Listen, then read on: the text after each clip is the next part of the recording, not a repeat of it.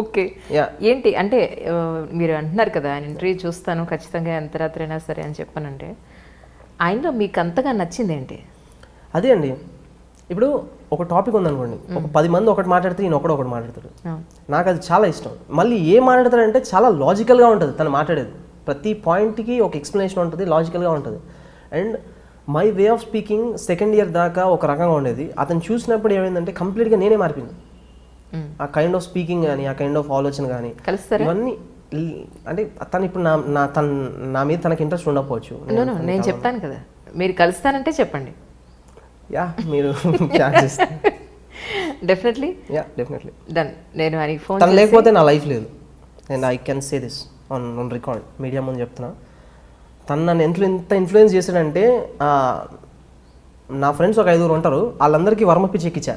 ఇప్పుడు వాళ్ళందరూ ఆయన ఫ్యాన్స్. మై గాడ్, వర్మ గారికి ఇంత హార్డ్ కోర్ ఫ్యాన్ ఉన్నారంటే నేను నమ్మలేకపోతున్నానండి అసలు. అది కూడా ఒక సివిల్ స్క్రాచ్ చేసిన ఒక పర్సన్. అతను క్రైమ్ చూసే విధానం అవ్వచ్చు, ఇంకేదన్నా అవ్వచ్చు. అతను ఫస్ట్ నేను ఇంటర్వ్యూస్ చూసాను కాదు, సినిమాలు చూసేవాడిని. అక్కడ నుంచి ఇతను ఎవరు అని తెలుసుకోవడం స్టార్ట్ పెట్టాను. అప్పటి నుంచి అతను సినిమాలు చూడడం అనేసి అతను చూడడం స్టార్ట్ చేశాను. సత్య అవ్వచ్చు, కంపెనీ అవ్వచ్చు, one of the best movies I ever watched. మళ్ళీ టైం ఉంటే మళ్ళీ అవే చూస్తాను. ఒక్కొక్కసారి 100 సార్లు చూసినట్టున్నా. సత్య అయితే నాకు గుర్తు కూడా లేదు. ప్రతి సీన్ ఎపిక్ అని ఫీల్ అవుతాను, ప్రతి సీన్. ఆయన మీ కళ్ళ ముందు వస్తే కనుక మిమ్మల్ని కలవడానికో లేకపోతే మీరు ఆయన కలవడానికో ఏం చేస్తారు ఫస్ట్? నేను ఏమి చేయనండి అతని ముందు. ఏమి చేసినా వేస్టే, అతను నన్ను పట్టించుకోడు. అలా అంటే ఎలాగా? Now you have your own designation కదా. Yes, definitely. అంటే నేను ఏదైనా గ్రేట్ అచీవ్ చేసినప్పుడు, లేదంటే ఏదైనా డౌట్స్ అడగడానికి, ఒక క్రిమినల్స్ మైండ్ సెట్ స్టడీ చేయడం కానీ, ఇంకా దేనికని సైకాలజీ స్టడీ చేయడం కానీ, అప్పుడు అతను వెళ్ళి కలిస్తే బాగుంటుందని నా ఫీలింగ్. కానీ ఏమి పని లేకుండా వెళ్ళి అతను కలిస్తే జస్ట్ హాయ్ చెప్తాడు, వెళ్ళిపోతాడు. సో నాకు అది ఇష్టం లేదు. ఆయన నన్ను ఇగ్నోర్ చేయడం నేను భరించలేను. అది వండర్ఫుల్. లేదు, ఇప్పుడు మిమ్మల్ని ఇగ్నోర్ చేసే ఛాన్స్ ఎక్కడ? ఇప్పుడు మీరు డెఫినెట్లీ సివిల్ సర్వెంట్గా ఉన్నారు. ఇంకొకటి నేను అడగాలి, అంటే ఈ 624 ర్యాంక్ మీకు ఏదో సాటిస్ఫాక్షన్ ఇవ్వలేదని, సో దాని గురించి మీరు చాలా అసంతృప్తితో ఉన్నారని మీ మాటలో నాకు అర్థమైంది. సో దాని గురించి ఏం చెప్తారు? అంటే నేను ప్రిపరేషన్ స్టార్ట్ చేసినప్పుడు ఒకటే అనుకున్నానండి, ఏమనంటే నాకు వస్తే మొదటి ర్యాంకే రావాలి, అది తప్ప నాకు వేరే ర్యాంక్ వద్దు అని. ఎగ్జామ్ రాసే ముందు వరకు నాకు అదే ఆలోచన ఉండింది, వస్తే మొదటి ర్యాంకే కొట్టాలి, ఇంకా వేరేది ఏమొద్దు. ఎందుకంటే నేను always I wanted to be on top. నేను ఎంత ప్రిపేర్ చేయను, ఏమేమి బుక్స్ చదివానో నాకే తెలుస్తుంది. 10th క్లాస్ వరకు యావరేజ్ స్టూడెంట్, వెరీ యావరేజ్. తర్వాత టాప్ లోనే ఉండాలి. సో రెండు కాంట్రాస్టింగ్ ఉన్నాయి, రెండు ధృవాలు. ఎందుకంటే ఇప్పుడు నేను అతను వర్మ గారిని చూసినప్పుడు ఏమి నేర్చుకున్నానంటే, ఎక్కడున్నా మీరు టాప్గా ఉండాలి, లైఫ్ని చాలా ఇంటెన్స్గా యూ హ్యావ్ టు లివ్ అని తన దగ్గర నుంచి నేను నేర్చుకున్నాను అనమాట. సో ఈ సివిల్ సర్వీస్ సిలబస్ కూడా నాకు తెలిసి చాలా దగ్గరగా ఉంది. హిస్టరీ కానీ, పాలిటీ కానీ, ఇండియా గురించి నేర్చుకోవడం అనేది నాకు చాలా బాగా అనిపించేది. సో ఇది నాకు వెల్ వర్స్ సబ్జెక్ట్ కాబట్టి నేను ఏమనుకున్నానంటే, దీంట్లో మనం ఎట్లాగో టాప్గా ఉండాలి. ఇప్పుడు మీరు ఎగ్జాంపుల్ ఏమని తీసుకోండి, ఇప్పుడు ఒక కొత్త అతను టాలీవుడ్లోకి వచ్చాడు ఇండస్ట్రీకి. అతను ఏమనుకుంటాడు, సినిమా తీసేటప్పుడు యావరేజ్ సినిమా తీద్దామని అయితే రాడు కదా, హిట్ సినిమా తీద్దామని వస్తాడు, సూపర్ హిట్ సినిమా తీద్దాం. అలా నేను కూడా దీంట్లోకి ఎందుకు వచ్చానంటే ఫస్ట్ ర్యాంక్ కావాలని వచ్చాను. ఇప్పుడు ఏదైనా పని చేసినప్పుడు we want to be on the top. So నేను కూడా I wanted always first rank. But something went wrong, ఏమైందో తెలియదు. ఇప్పుడు నేను ఒకసారి ఇన్ ద హైండ్ సైడ్ ఒకసారి రీకాల్ చేసుకుంటే కొన్ని బ్లండర్స్ చేశానని నాకు తెలుసు మైండ్స్లో. And hopefully next time repeat చేయకుండా ఉంటానని నా ఫీలింగ్.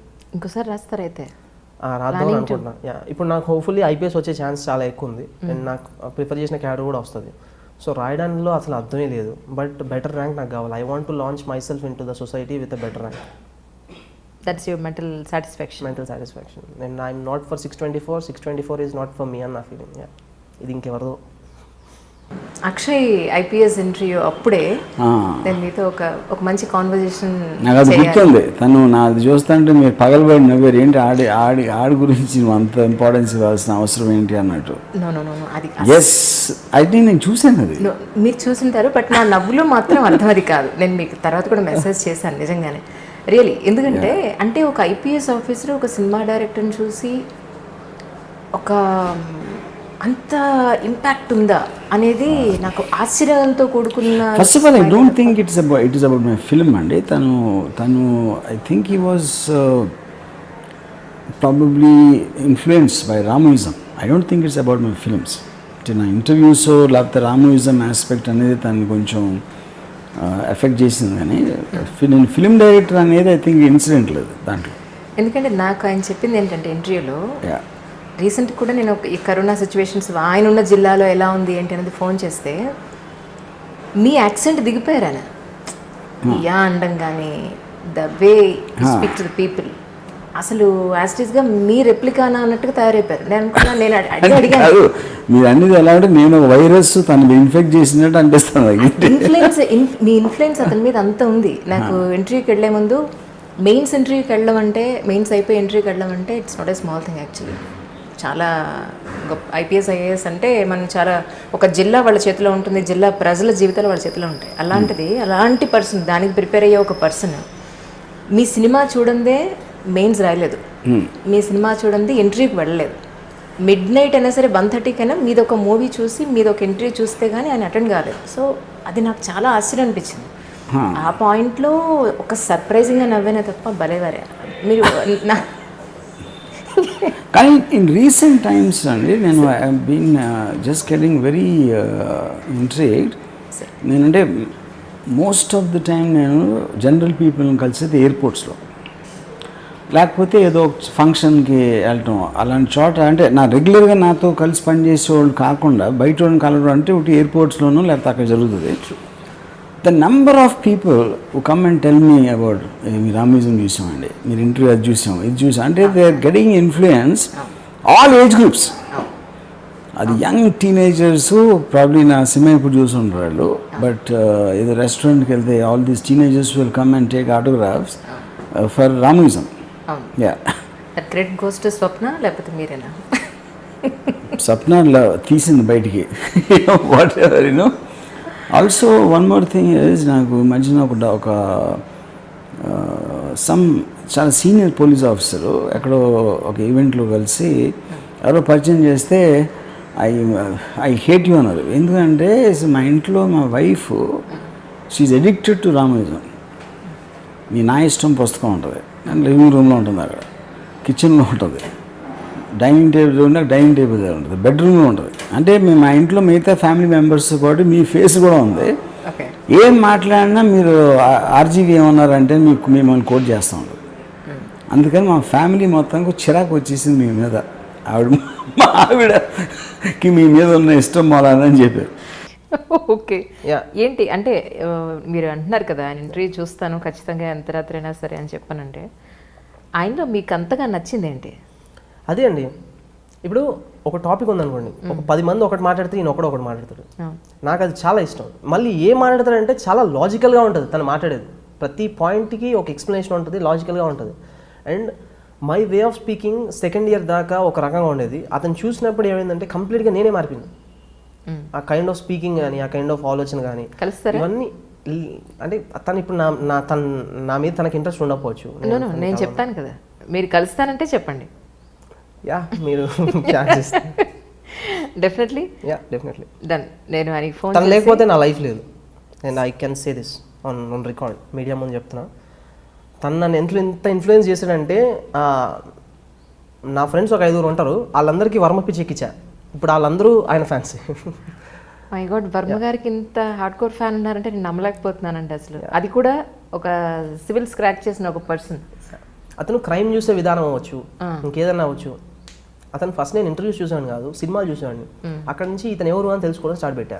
అప్పటి నుంచి అతను సినిమాలు చూడడం అనేసి అతను చూడడం స్టార్ట్ చేశాను. సత్య అవ్వచ్చు, కంపెనీ అవ్వచ్చు, one of the best movies I ever watched.